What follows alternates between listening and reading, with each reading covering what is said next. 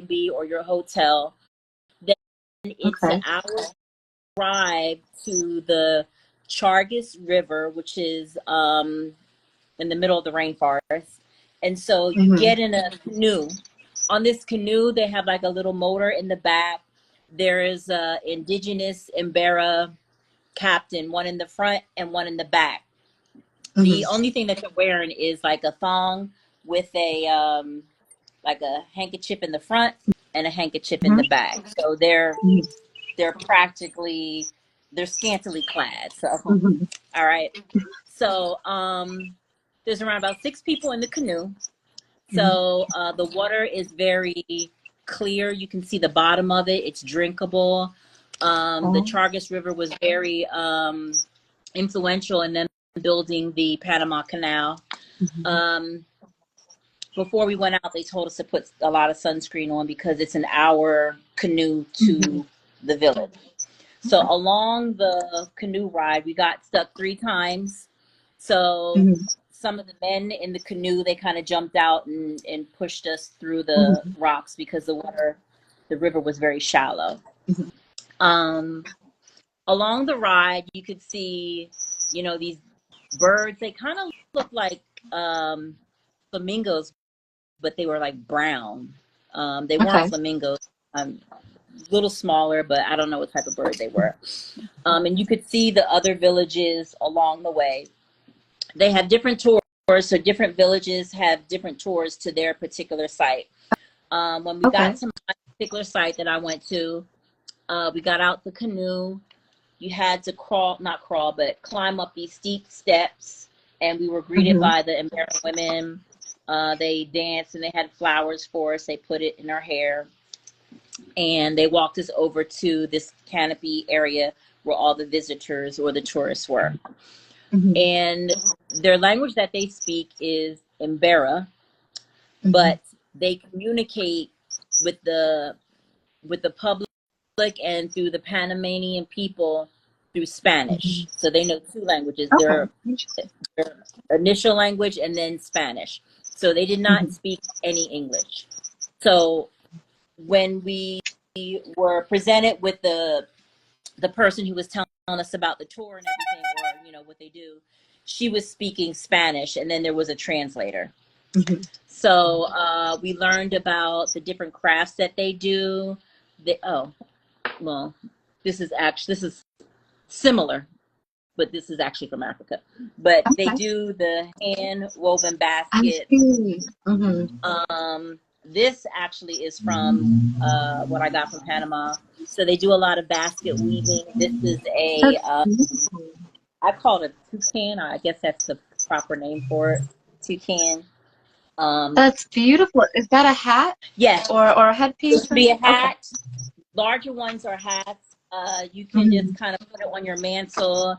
You can hang Okay. it on your wall. The Mm-hmm. hotel I was at, they had all these on the wall with like a big light. I see. All right. I was kind of disappointed because I didn't get to really see a toucan in person. Yeah, that disappointed me. Makes Um, sense. I guess you go to the Amazon rainforest, want to see a toucan. hmm put this phone over here. And so we learned about the crafts. They do a lot of beadwork, necklaces, and earrings. Mm-hmm. They carve out of wood this nut called the Jagua nut. So they Okay. craft that. Their custom or their outfit, their clothing that they wear, their attire. The women wear these skirts. It's just material that's like wrapped around their bottom. And this is Mm-hmm. what I brought back. This is what it looks like. It's very brightly colored. Mm-hmm. And then That's beautiful. Wow. thank you. Yeah, it is. It's very, very pretty and soft. And then their tops are like beaded tops with coins. That sounds beautiful. Let me see. Yeah. What else happened? So, they fed us. We had fresh tilapia and plantain. Ooh. That is the meal that they eat all the time. Mm-hmm. Tilapia and plantain. That was very good. And of course, we had some fruit. They did some dancing. The females did the dancing around in the circle, and the males played off to the side. They played this flute instrument, and the drum was more like a tortoise shell that they just hit. And then there was a point where they got the audience to stand up and dance with them. And then there was a portion, if anybody had any questions, things of that nature. After everything was over, we were able to do some shopping. Each family has their own table. So on the table, you have your handcrafted jewelry, baskets, masks, materials, and necklaces and all of that. So there were several tables, but each table belonged to a particular family. So you couldn't just pick from this table and then pick from this table and pay one person. If you buy from this table, that money goes directly to that particular family.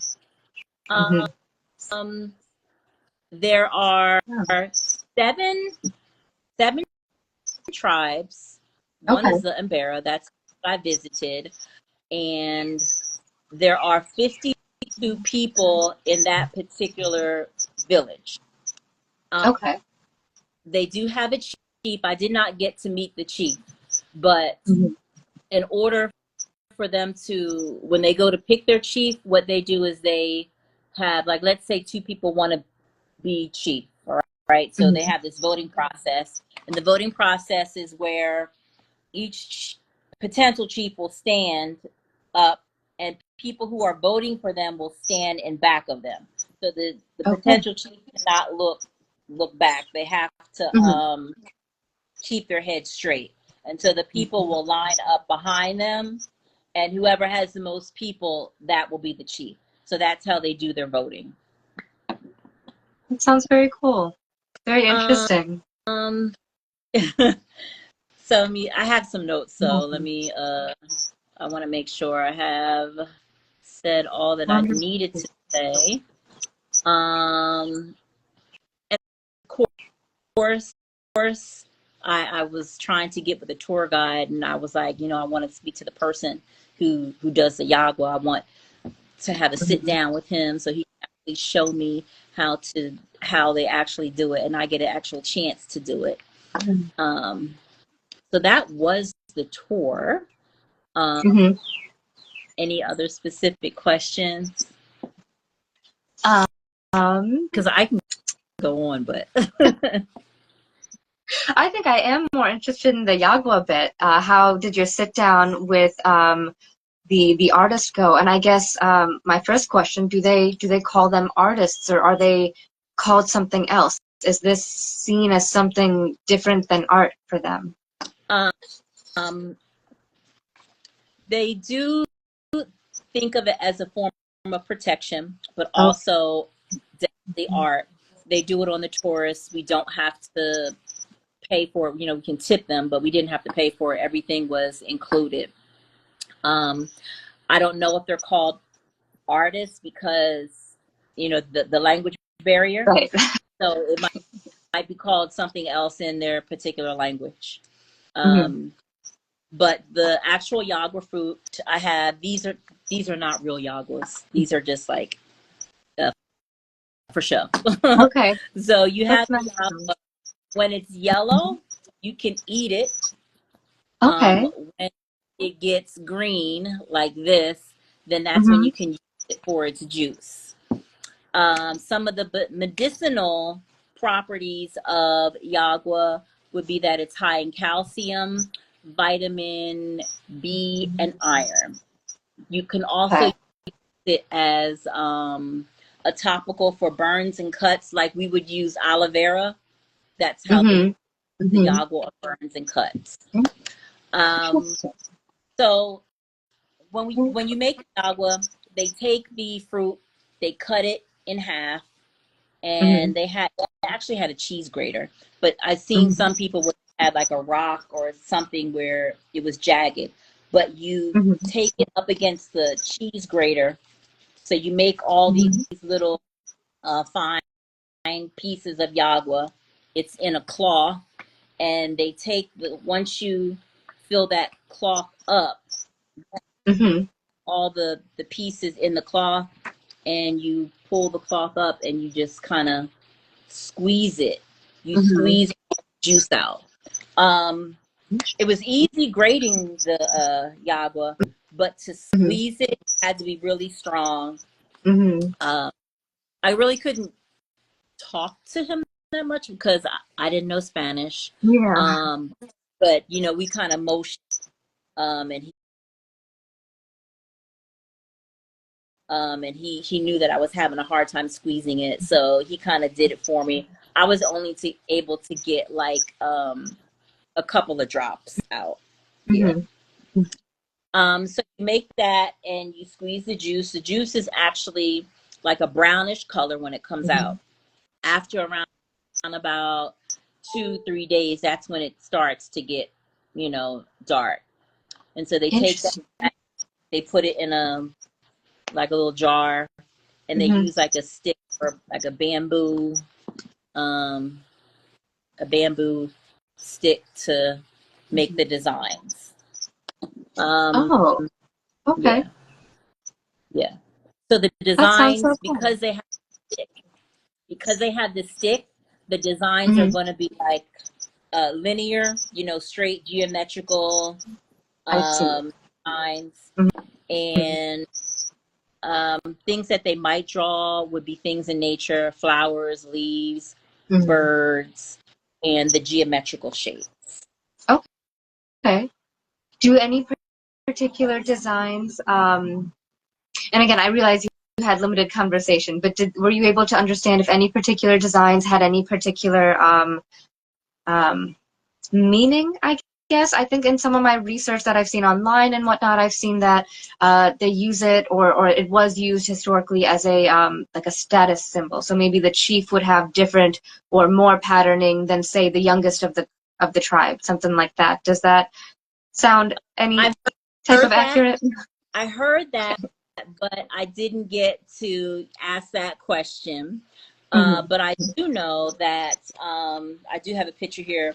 The females, okay, so since there are other villages and they have 52 people in this particular village, sometimes Mm-hmm. they will get together with the other villages and they'll have parties. Okay. So, they like to mingle, so if a guy is interested in a girl, Mm-hmm. to show that she is single, she will have geometrical shapes on her face under her chin. So that means that she, Interesting. if you're Okay. married, then all this is going to be blacked off from here to the neck. Um, I see. Okay. I don't know if you can see that right I there. can. She has some I, I geometrical can. uh, right here. Mm-hmm. So what they said that if you see a girl and you try to talk to her and she is married, of course we know that this is all going to be black. But the Mm-hmm. reason why this is all black is because if you try to talk to her and you take advantage of her or get caught or whatever, then Mm-hmm. that's symbolic of your head being chopped off. Oh, okay. Yeah, That's very yeah. interesting. So Wow. Is yeah, I that thought that. something that definitely, is that something that was practiced or still is practiced in terms of the punishment for Oh, um oh no, no, overstepping that? that Okay. not Okay, okay, that just symbolic is of not practice still. They do have another that they don't practice, but they used Mhm. to. Uh, Punishment would be they had these wooden braces where you lay down and you put your feet in them. They would put Mhm. honey feet, and then they would just let the bugs and the ants do whatever. So you could I take see. pictures in that, but Hmm. they don't do that anymore. So I don't know what the current form of punishment is, but it's Hmm. not as severe as the torture or cutting off your head. Yeah. I They see. I still, see. Yeah. yeah, I think they still have to abide by the laws of the Panamanian government. I see. Okay. I gotcha. I gotcha. I definitely remember stories from my parents of certain types of punishment in the village, decades ago, in India and whatnot. And so, I've heard that those areas have since changed and updated their laws and regulations and such like that. So it's interesting to hear, similar societies around the world. Yeah. Yeah, I definitely want to go back again. Maybe see if I can visit the other tribes, but mostly it was the Embera tribe that had the tourist attraction. I'm not really sure about the other, but that's something that I want to actually learn a little bit more Spanish before so I Mhm. can have more communication with them instead of just It sounds like a wonderful. gracias. I can understand that. Yeah, it's something special to communicate with somebody in their own language. Yeah. So that would be very cool. Let's see. Got a little list of things here. Let me see what else we wanted to talk about. Um, do kids have Jagua? Yes. Is is that okay? Is it do they get simpler designs or is it just whatever they want as well? Or Same. Same. Even the girls, young girls, will have the geometrical Mhm. shape. They'll have it on their arms. Okay, I also mosquito repellent too. I see. Um, Okay, hmm Yeah. So the interesting. kids. Oh, okay. Were you able to gauge at all what they thought of Yagua use in other cultures and outside of their culture, outside of their country? No, because there was a language barrier, but the Hmm. artist I was working with, I did show him my design, and I was like, "This is Jagua also," and he was like, Yeah, "Oh, yeah." He got a chance to see it, yeah, that's but not awesome. That's I don't so cool. know how he felt about it. Yeah, I don't know I that. gotcha. I can understand that. That's so wonderful to get to share your artwork there. Um, Let's see. I guess I would, if you want to talk about a little bit, the general idea of cultural appropriation versus appreciation and how we feel about that. I know we weren't able to have too much conversation with people from the Embera tribe, but I know you and I both come from cultures that have henna and that just use henna throughout their celebrations. And do you have any particular opinion on that or place you'd like to start with that? Any client stories or anything like that? Yeah, so a few. I'll start with the Embera tribe. So they use Jagua, right? And here in America, we use Jagua too. We use it we use it as a means of just a paint, but Yeah, we don't black our faces out and put geometrical shape. We don't do that. We're using it as paint, and we make our own designs. As for mhm. them thinking that it's cultural appropriation, I definitely don't think that they would think that, because 100, I'm gonna say 99.9% of their survival right now is tourism. I So see. Okay. any anything that brings them money, sheds light on them, so Hmm. people will come and visit. They welcome. Matter of fact, there was a point where we could just have free range. We could walk wherever, except we could not go into the personal homes, but we could Hmm. walk wherever. We could take whatever pictures. We didn't have. I mean, it's polite to ask, "Hey, take your picture," but we Hmm. could take pictures of whatever we wanted because they want people to come there. That's how they survive off of tourism. So Hmm. when it comes to cultural appropriation with the Embera tribe, I definitely do not see that. They want um, they want people to know about it and definitely appreciate it. That's wonderful. That definitely makes me feel better as somebody who practices Jagua art. Uh, What does cultural appropriation like look like to you? What do you think that looks like to you? I've heard so many different views on this, and very personally, I think it just looks like disrespect. I don't see, you know, any problem with people outside my culture using henna, or outside Hindu and Islamic cultures using henna, as long as they're not making fun of and disrespecting the way that the culture of origin, uses it, I guess, if that makes sense. Yeah, yeah. I've seen, sorry, I was going to say I've seen a lot of people wear like bindis and stuff like that, and a lot of different types of Indian fashion for like a lot of music festivals and stuff like that. And I think they look fantastic. I love their energy. They don't seem to have any negativity associated with it. I would love it. I think it would be cool if they were to understand the origin of it, and what certain things like that mean. Like the bindi is something that Hindus use to signify marital status. It's symbolic of a protection of and entering of and access to the third eye. But I mean, whoever is wearing it at these festivals, they seem pretty in tune with themselves as well. So I mean, however that they want to use it, as long as they are not disrespecting the way that other people use it. And again, I think I've heard a lot of different opinions on that. I feel like a lot of people have a huge problem with just anybody outside of our culture using it. And part of that I've seen is actually a little bit of lack of knowledge or ignorance even. For example, when I've seen some Indian people not knowing that Islamic and Black cultures have henna in their history as well, and in their societies just everywhere. And that was something really awesome that I gained through my henna journey, I think, was just a deeper knowledge of art and what it means, and the fact that no one can really own it. Lots and of just the yeah, lots of cultures do it. Yes, go ahead. Yeah. I'm sorry.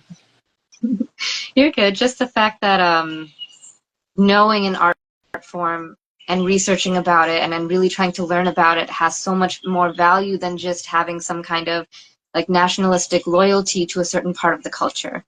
If that makes sense. Yes, absolutely. Mm-hmm. When I first started doing henna, I got a long time ago, and when I started my boutique, I have a cultural boutique, and I was like, henna is cultural, and I can draw. I think I can learn how to do this. When I started to do my research, I did not know that the old documentation, the origins of henna actually come from Egypt. The mummies had it in their hair, their fingernails, and their so that was exciting for me to find out. And then further in my research, that there's lots of cultures do henna. Jewish communities do henna. There's types, there's styles of henna: Moroccan, Sudanese, the Indian, now the Embera. Also, I do want to do some traveling to India to learn more about henna.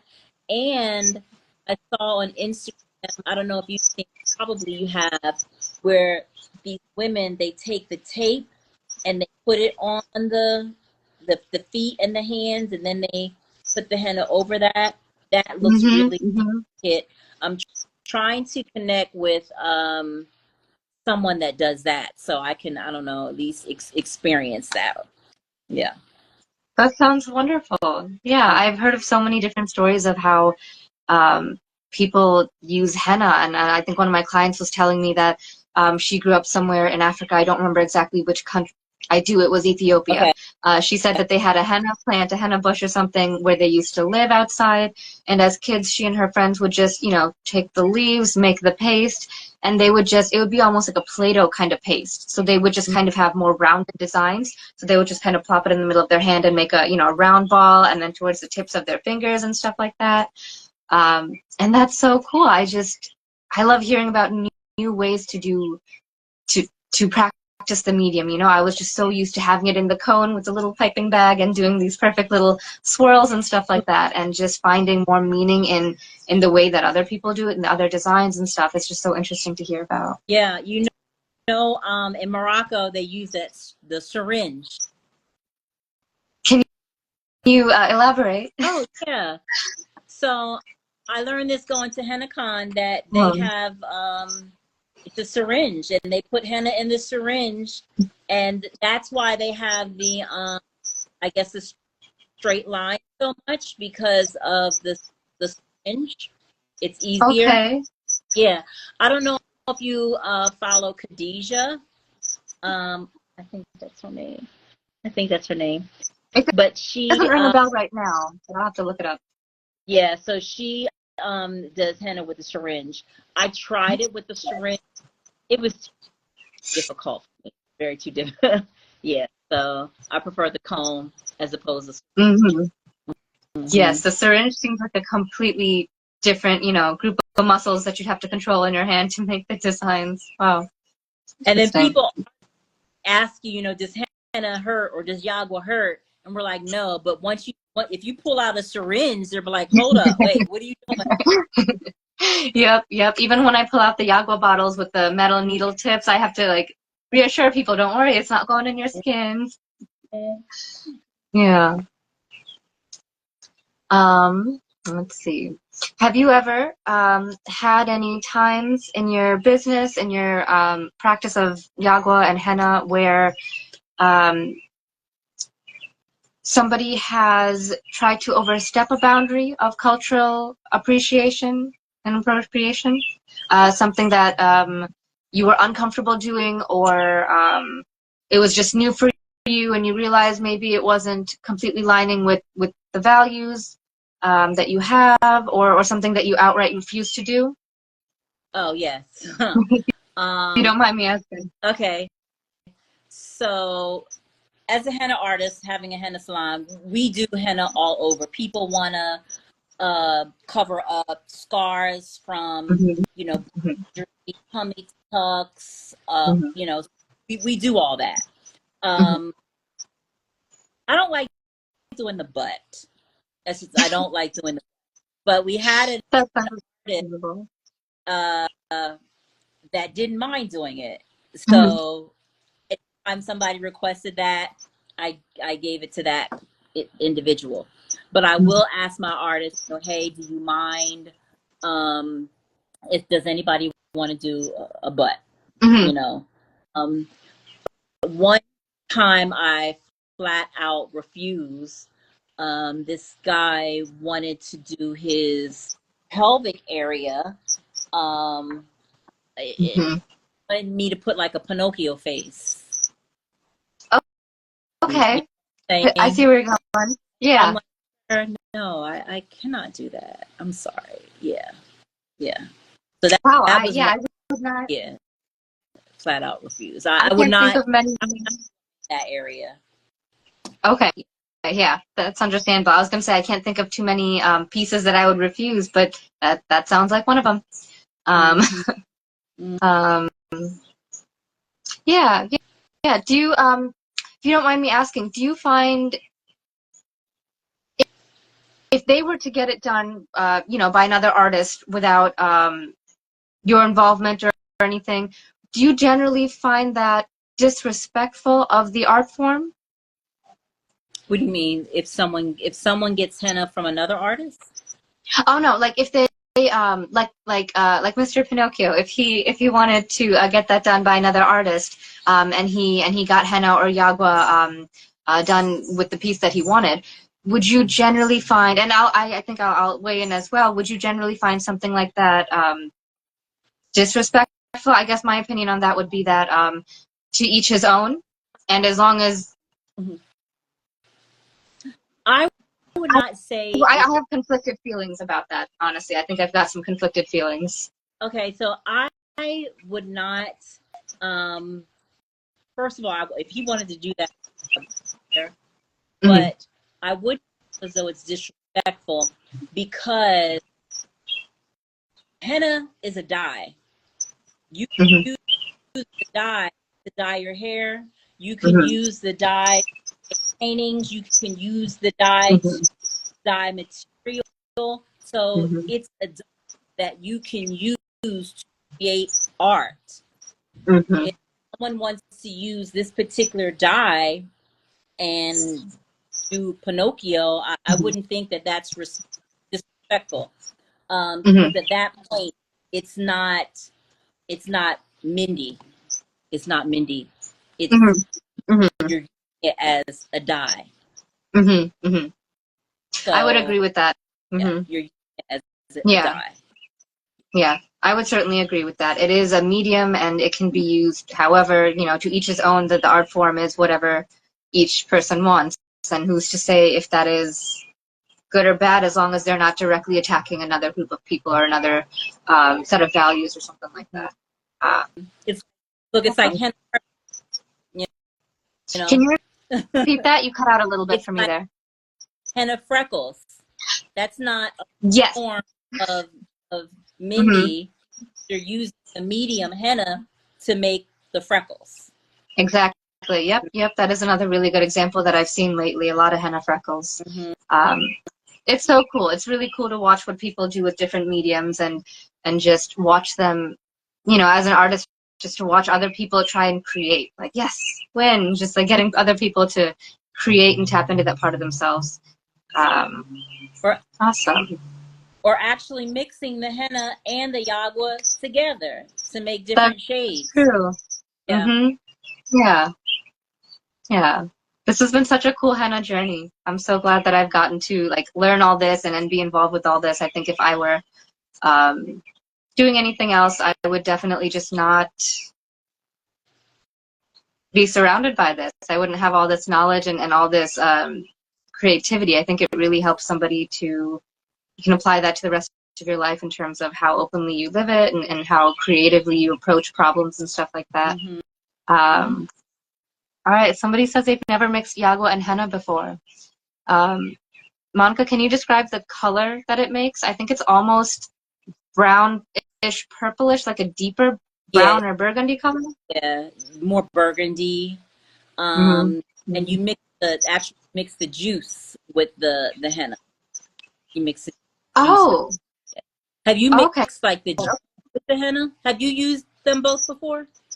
I have, and I've only made one small batch of the hengua, and I did mix the actual gel with the henna. Oh, how it came out well. I mean, fine, but I only really made the one batch, and I didn't have a whole lot of experimentation time with it. Why is that not as effective as using just the juice? I don't know. I think that it might be a little bit clumpy. I don't know. The manufacturer told me to add juice to it because it's a liquid. Yeah. Okay. Yeah. I see. Okay. Makes sense. All right. Do you have any other thoughts? I think we've had a really nice conversation. Oops. Oh wait. Am I still here? Yes. Yes. So I do have, I don't know if it's a thought or just a comment. When it comes to henna, a lot of people think that India comes to mind. And, I have been hired by Indian people before, and them not knowing that I am African American. And so I knock on the door, and this one experience where they hired me, I knocked on the door, and the guy, Indian, he opened the door, and he just stood there for an extended period of time. It was a little bit awkward, and I was like, "Oh no!" I was like, "I'm the henna artist," and he just kept on standing there, and somebody come behind him and say, "Hey, come on in." So I'm not going to say I have to prove myself, but they're very surprised that an African American female is doing henna.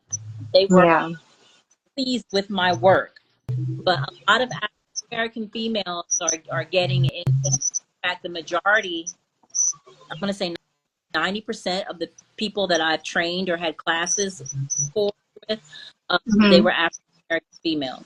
And all, I had like 2 African American males. Yeah. That's wonderful. I've definitely seen so many wonderful young Black women around Atlanta picking up on the craft and just taking off with it.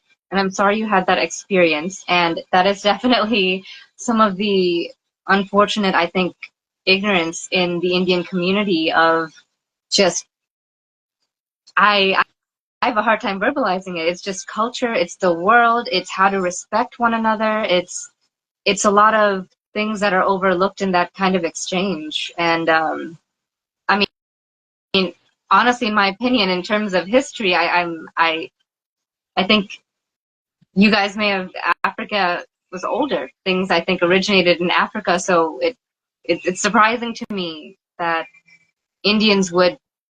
Yep, it is really big in Africa, Aisha. Yeah, all over Africa, all over Islam and everything Oh, like that. So it's surprising to me how I feel like a lot of Indians pride themselves on just being smart, being worldly, and I'm surprised at how little they actually know and understand and respect other people. And I think that's in all cultures, ignorance, racial bias, and things like that. But I have seen that with henna in this community and in cultures. Um, mhm. yeah, yeah, and I'm glad you're changing that. I'm glad you're helping to change that. Yeah. You and everybody that you're training. Yeah. Yeah. Another thing that I noticed is that um, even though henna is definitely prevalent in the Indian community, I have Mm-hmm. had people come to me where they've gone to the brow places, like Mm-hmm. brow, Mm-hmm. um, they do henna also. And then they may use the chemical henna. And my, my my question is to you: when it comes to um, your culture doing henna, Mm-hmm. I don't know. Do you think that it is disrespectful if they are using the chemical as opposed to the natural? Because there's the difference in it stains, how quickly it stains, and sometimes I feel like I educate my my customers on that. Mm-hmm. I think that's one of those other things that I feel a little bit conflicted on. On the one hand, to each his own. They're doing business. They're doing what they got to do. I feel like if they're not telling their clients what chemicals are in it, and that there are chemicals in it, if the client comes in assuming, oh, it's all natural henna, and the business person is aware of that and they don't educate their client, I think that is not moral. It's harmful to people. That's not all right, especially if people have chemical allergies and things like that. Mm-hmm. I'm not so sure that I would say it's disrespectful to the art form. For me, I would not use henna with chemicals in it in my practice, because I'm trying to orient and advocate very much for the healing properties of henna, and that's completely nullified if you add chemicals and stuff like that to it. If I were doing an art project that involved henna and the client needed the stain quickly, and this was an opportunity to have a big piece, and it would be if the goal of the project is just artwork and the client wants the chemicals and that's what they're asking for and they're fully aware, i, I would not be opposed to using that and doing that piece as just an artwork piece. But what I'm building healing henna as the service that I want to offer the clientele that I'm working with, that's very much that's for the medicinal purposes of henna, and the somatic purposes of having natural things like mud on your body and things like that. And I feel like if you put some chemicals in it and burn yourself up, it's gonna have kind of the opposite intended effect. Yeah. So personally, unless really requested, and we talk about, you know, which cone are we using, how many chemicals does it have, because I don't want to be, you know, I don't want to be doing artwork on somebody and they're blistering up. I don't want to be the cause of that. I also don't want the liability of that, etc. But yeah, And yeah, we are it's very part, much a personal healing thing. we're part of the natural henna community. Mhm. Mhm. Yeah. We Exactly. are Yeah. certified, international certified henna artists. Mhm. Yep. Yep. Yeah. Yep. Yep. They do. They do. I really enjoy that we have that around here. To not enforce, but to kind of emphasize the importance of natural henna. I think without that, a lot of people would just, I mean, the education would not be there. I really enjoyed that you showed me that certification, and going through it, I learned the science of it, you know, the different layers of the skin that it stains, the harmfulness of the chemicals and stuff like that. So the chemicals, yes, the chemicals do fade way faster. And so I'm really glad that yeah. So I'm glad that I not only, you know, learned the value of healing henna myself through my own journey, but through the certification organization, and just having been brought to a deeper understanding of henna through starting Mm-hmm. off with you, Right. and through being pushed towards those kinds of avenues instead of just what works best. So again, Yes. yep, very conflicted feelings about ever using chemical henna. Yeah. When I first started doing henna, I didn't know Mhm. that you actually made it. So Mhm. I would go to the store, I would buy it. You know, you can buy a chemical comb for like $2. Yep, And yep. it, my skin, everything worked out great. Mhm. Did the second time. Second time there was some bumps, but I didn't correlate it with the chemicals. And then the third Mhm. time, I could see that the trail of bumps followed the design. And so Ah, I was like, gosh, I'm allergic to henna. How can I be a henna artist? Until I went yeah. to henna. And are you familiar with HennaCon? Yes, I am. I haven't been yet, and I'm so excited to go. Well, But they haven't, after COVID, they just didn't start it back up yet. Hopefully they will. Let me see. Oh, there was a question that was there that,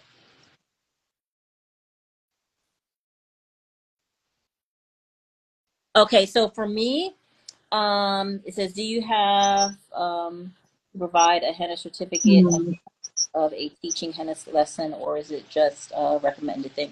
So when I have my classes, I give them um, a certificate of completion. Mhm. Um, but okay, I forgot what I was saying. That question popped up. Oh yeah. So um, the chemicals in that particular henna, it didn't bother me at first, but then it started to. And most of my information I learned from when I went to HennaCon. It's a conference that they used to have every year in California. That's where I learned about getting the international henna certification. I learned how to make my henna, roll my cones, Mhm. everything.